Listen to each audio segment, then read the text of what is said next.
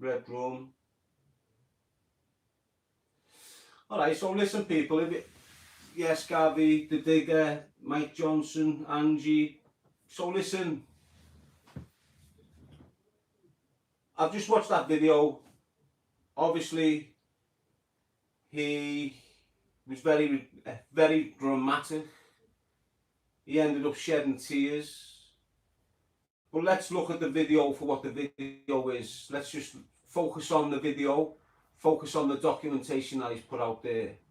First of all you're seeing is a list of previous convictions. That's it. We've all got them. You can get access to them any day of the week. It does not take any solicitor to go into a court and finally get you that sort of documentation. He could have got that documentation a year ago. He probably had it a year ago. Why didn't he put it out there a year ago? So let's just, let's get to the battles of the issue here. And the topic is this. Is the suspect a sexual offender? Now, by the documentation that he's put out into the domain, you've got to go off that documentation. And what that documentation shows is he's got a sexual offence in his pre-cons. In his previous convictions, he's got a sexual offence against a woman.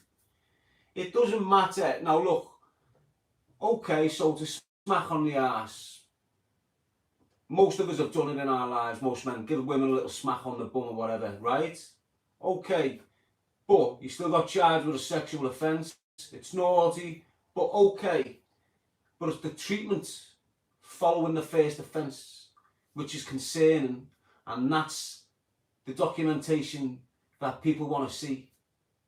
Yeah, we're getting your pre-cons, but where's the pre-word? When you go into court, you're given a little index offence.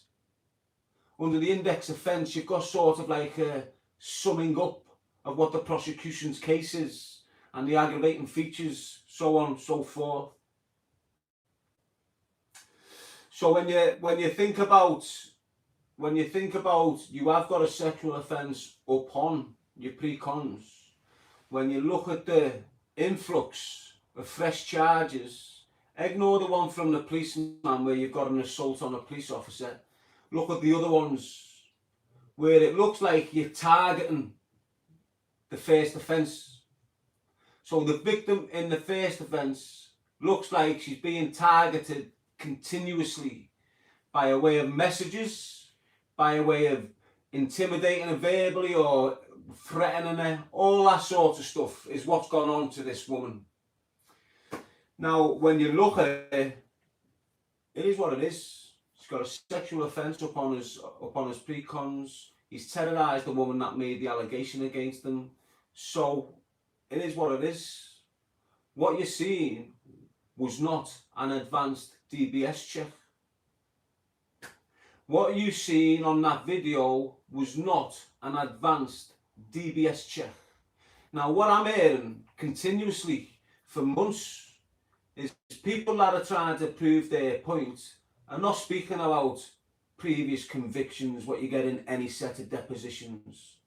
They were screaming about a DBS check, an in-depth, behind-the-scenes check. I don't know what it stands for,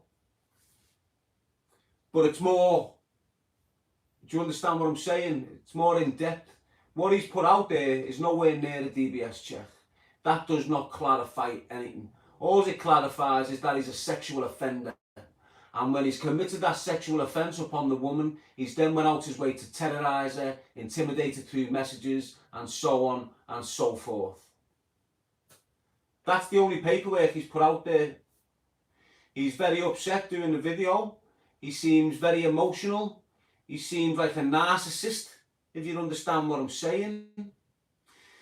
But there you go, that's just my opinion. I'm firmly sat here and I'm willing to shout out that Decca is enough. He's got sexual convictions on his pre-cons.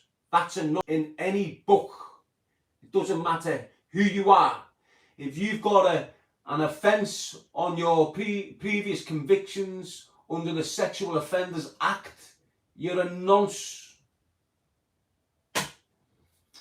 And that's the bottom line here. Now, if you've got any objections with me calling you a nonce, if you've got any objections with me relating to the paperwork that you've put out there, which is stating that you are a sexual offender, if I would have known that you had that offence on your charge with the continuous harassment of the victim that you've been charged on, I would have never give you any space, would never give you any word. I'm already defamating the podcast you've still got up with me.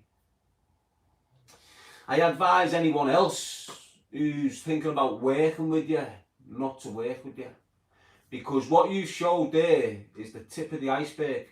That's nothing. You could have got that a year ago. Why didn't you? When people are screaming for months, DBS check, we've done DBS checks, we've had police round to certain women who's discussed how dangerous you are, where's them checks? There's nothing there that's indicated you've got any sort of in-depth checks. Look, a DBS check doesn't really relate to the previous conviction. The previous conviction is like a bullet point. Yeah? So he's got a sexual offence bullet pointed. And then he's got like harassment charges against the same individual, or I think they are anyway, against the same individual, bullet points. Now, next to all them bullet points, you get an aggravating features, you get an incident that's occurred, you've got an other everything about what's gone on in the full, because it's been like a year targeted attack upon the victim. It hasn't just been boom, it's been douche, douche, douche, douche, getting more volatile, getting more nasty. So within that, he will have made threats, he will have made nasty comments, he would have made all this. So that's what you need, and that's what a DBS check does for you. That's what a DBS check does for you. Gives you the behind the scenes knowledge of what he's really about. Has he got other offences like that, but he's never been charged or convicted on them? Has he been arrested on other offences against other individuals in that type of manner, in that type of sense, but never been charged and convicted on them? That's what a DBS check shows you.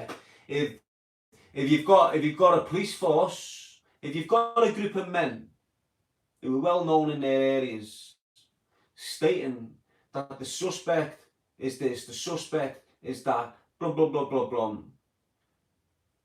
And you've gone through all this match, you've gone through all these people paying each other to take you down. You've gone through all this, no. And all you had to do was bring that paperwork out, and you could have got that over the phone within an hour off your solicitor. Everyone who's got a criminal offence has got the precons at the solicitors. And with you only being last in trouble in 2013 or whatever, your precons were there, so why didn't you get them out a year ago? Stop this clickbaiting from charade you've done like a sex offender would. You know, you've took the complete piss.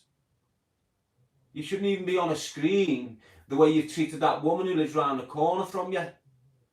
You shouldn't be able to be in her face. You shouldn't be able to be talking about her situation in front of everyone. You shouldn't be able to try and prove that you're not a sexual offender when you've been convicted for being one. You're a convicted sexual offender.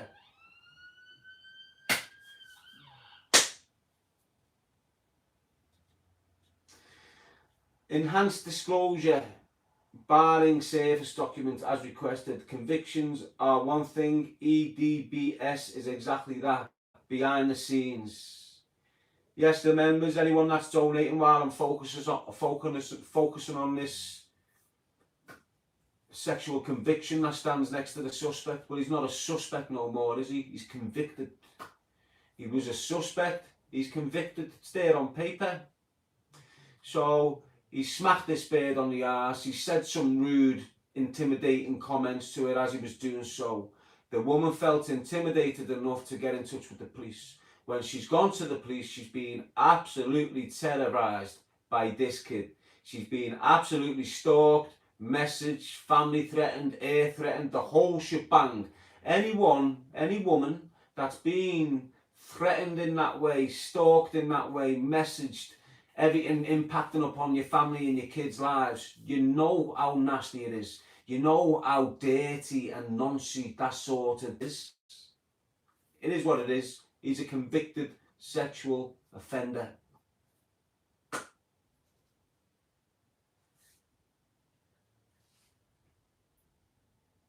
Yes, Keith Mitchell.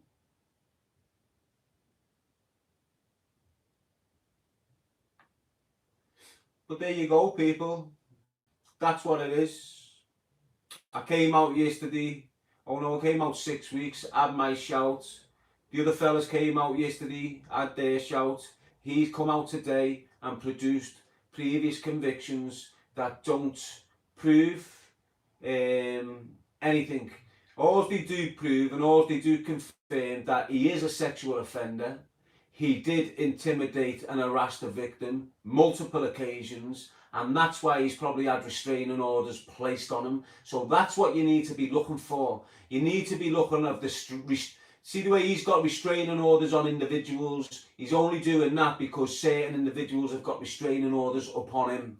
So that's the sort of intelligence you need to be looking at behind the scenes, that he's not being convicted of, that he's not getting arrested of, but it's serious.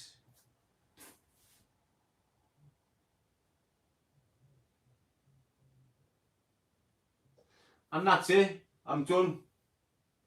It is what it is. I don't care about his mental health because I think it's a farce. He might have little bits of mental health, but really he's taking a piss out of people who really suffer with mental health. What he's picked up over the last year, how he's carried on with himself over the last year, how he's tried to deny that there's any convictions for sexual offences. Well, he hasn't really denied it, has he? But he hasn't given you the true facts about it. Now you've got the facts there. Well, you've got the bullet points, but you haven't got the backlog. You haven't got the continuous reports of intimidation, or all the nasty stuff that comes with individuals like him, big, aggressive, steroid using men who sniff